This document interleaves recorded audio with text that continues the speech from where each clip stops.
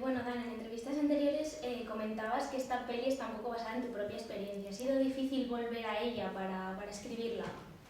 Yeah, the story is loosely based on my own experiences losing my father and my brother and I not remembering him. It was actually really cathartic and wonderful to revisit some of these feelings while making the movie. And I had so much support from the other artists on the film to really go there and think about those emotions. And they shared their experiences too and their family emotions. So it was a very moving and positive experience.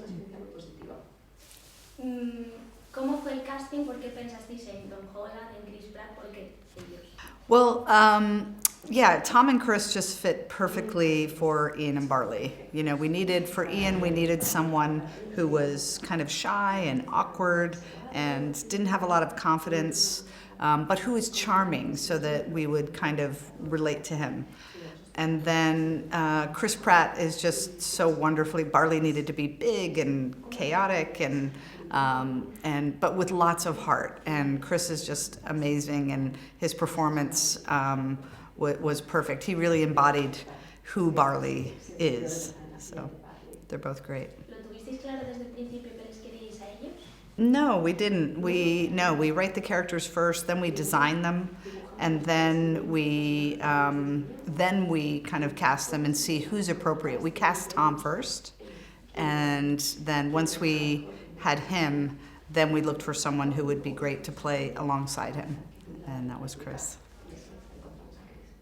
En la peli encontramos, todo gira en torno a la fantasía, pero de una forma muy actual, alejándose de las típicas fantasías medievales, y también trata mucho cómo la tecnología nos está influyendo. No sé si eso podría ser una segunda lectura. We didn't necessarily want to set out to make an anti-technology movie. It's more about finding that balance between the convenience that we're allowed via technology and still going out and challenging yourself, still doing things the hard way now and then just to see what you're capable of. Magic in this film is really a metaphor for potential. Bueno, además de fantasía, encontramos humor, encontramos sentimentalismo y una referencia al movimiento LGTB. No sé si podéis contarme un poco de dónde surgió esta idea. Yeah, we created a modern world, even though there were fantasy characters in it. And we wanted to have that world kind of mirror our world with all the diversity and all of the modern things that we have in our world. So yeah, it was quite simple. ¿Notáis que incluir este tipo de personajes en películas dirigidas a niños tiene un impacto positivo en su educación?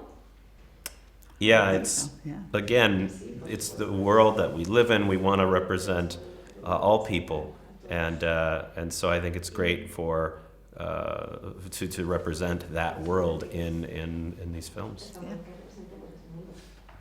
También la trama gira un poco en torno a dragones y mazmorras, el juego. No sé si hay una referencia a eso real, si tú eres fan, ¿por qué esto?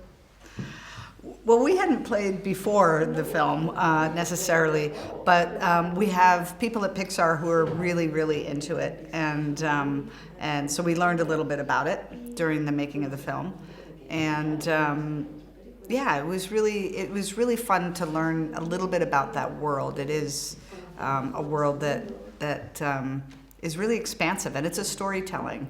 All of those role-playing games are really about storytelling, so it was fun. ¿Tenéis ya una idea para vuestra próxima película? I wish we were that prolific, but we actually are just wrapping up this film, and then we're going to go on vacation for a little bit and rest. Yes. ¿Y cómo esperáis que el público español acoja Onward?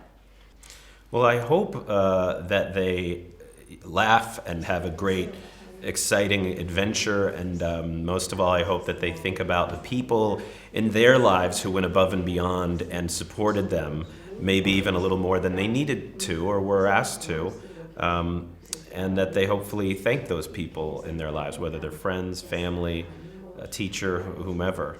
Right.